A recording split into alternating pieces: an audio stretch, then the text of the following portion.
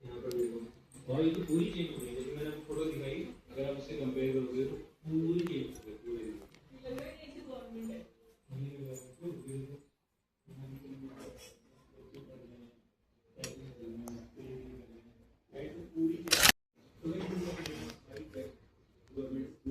रामकृष्ण हरी सगळ्यांना। आज मंगळवार असलेला, मंगळवार आहे त्याच्यामुळे मग आज कळस बंदायचं खरं म्हणतो। सकाळी सकाळी एकदा पहिला काम आवरलेलं आहे, दुसरं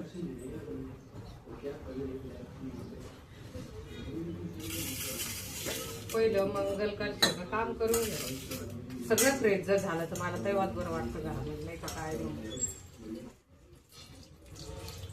देवपूजा अभिषेक सगळं आवरलेलं आहे, ते करून झालं मग एवढं जर राहिलं तर मग करमत नाही। हे काम झाल्याशिवाय फ्रेश वाटत नाही घरामध्ये, सगळं लक्ष तिथलं जातं। छान पाणी भरून घेतलं चांगलं।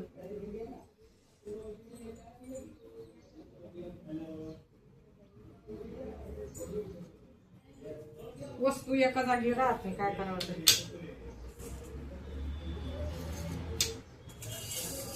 या कळसामध्ये आता आपण हळदी कुंकू, आज मंगळवार आहे ना, तर खरंच घरामध्ये प्रत्येक ज्यांना होईल त्यांच्या घरामध्ये असं मंगल कलश, ते फुल हळदी कुंकात बुडवायचं, अक्षरात बुडवायचं, याचे टाकून द्यायचं। आणि याच्यातले ते आंब्याची पानं घ्यायची। मला आंब्याची पानं काय कुठं जायला नाही आणावं, म्हणजे बाहेर जायचं काम नाही। आंब्याची पानं पण त्याच्यात आंब्याची पानं टाकून घेत असते मी। मंगळवार शुक्रवार कधी कधी रोज पण बदलते पाणी म्हणून। आणि हा देवीचा मुकुट, याला पण स्नान घालायचं। तसं मला तर असं वाटतं, याला जर हे केलं ते पितळाच्या वस्तू या खराब होते म्हणून मी काही करत नाही। चला मग कळसाला पण हे करून घेतलं। आपल्या घरामध्ये जर कुलदैवताचा आपल्या घरावर आशीर्वाद राहावा, कुलदैवतच आपल्याला खरं तर संकटापासून मुक्त करीत असतो। त्याचा आशीर्वाद आपल्या कायम सदैव आपल्या लेकरा बाळांच्या मुलांच्या पाठीशी असतो। म्हणून हा मंगल कलश आपल्या घरावर कुठलंही संकट विघ्न येऊ देत नाही। संकट तर प्रत्येकावर येत असतात, ज्याला जे घ्यायचं ते घेईल। मी माझं जे आहे ते सांगते। त्या दिवशी आणला तुम्हाला दाखवलं नव्हतं, असं ठेवते याच्यावर। माझं हे केलं ना तरच मला समाधान वाटतं घरामध्ये। बाकी चालू द्या तुमचं घरामध्ये काय आहे, कोणाच्या प्रत्येकाच्या घरात ते असतंच। सुख समाधान शोधायचं म्हणजे खरं भगवंताजवळच।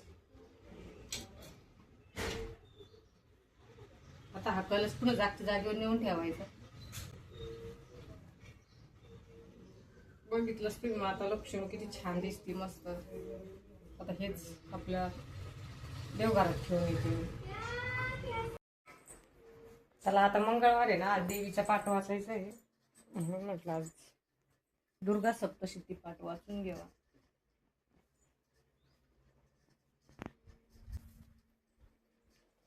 आता हा पाठ वाचताना सेवा करायला कुठं पण चालते, असं काही नाही का देवघरच पाहिजे तिथं बसलं पाहिजे। तसं जसं आपल्याला ऍडजस्ट होईल तसं तसं करायचं। म्हणून आज मंगळवारी म्हटलं चला आता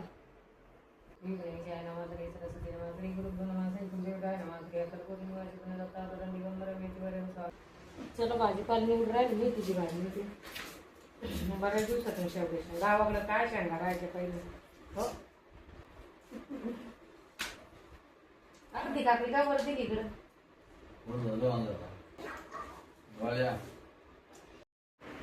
चला सगळ्यांना श्री स्वामी समर्थ, रामकृष्ण हरी।